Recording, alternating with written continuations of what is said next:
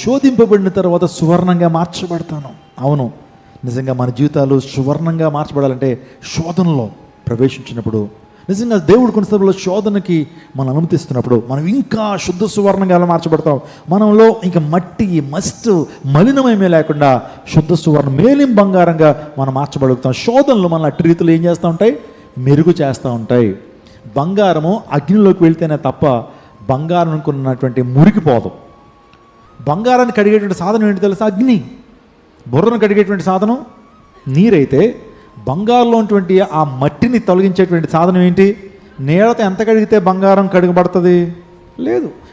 అది అగ్నిలోకి వెళ్ళినప్పుడే అందులో ఉన్న మస్టు మలినం అంతా క్లియర్ చేయబడుతుంది. అదే రీతిగా మన జీవితంలో ఒకటి దేవుడు కొన్ని శోధనలు అనుమతిస్తాడు, తద్వారా మనల్ని ఇంకా శుద్ధ సువర్ణంగా మార్చడానికి. యోబుకి ఎంత శోధనలు వచ్చినాయి, యోబుకి ఎంత కష్టతరమైనటువంటి పరిస్థితులు వచ్చినాయి, అయినప్పటికీ నిలబడ్డాడు. కాబట్టి యోబు ఈరోజు మనందరికీ కూడా మాదిరికరమైనటువంటి విశ్వాస వీరుడిగా, నిజంగా ప్రేయర్ వారియర్గా, ప్రేయర్ హీరోగా మనకు కనబడతాడు యోబు.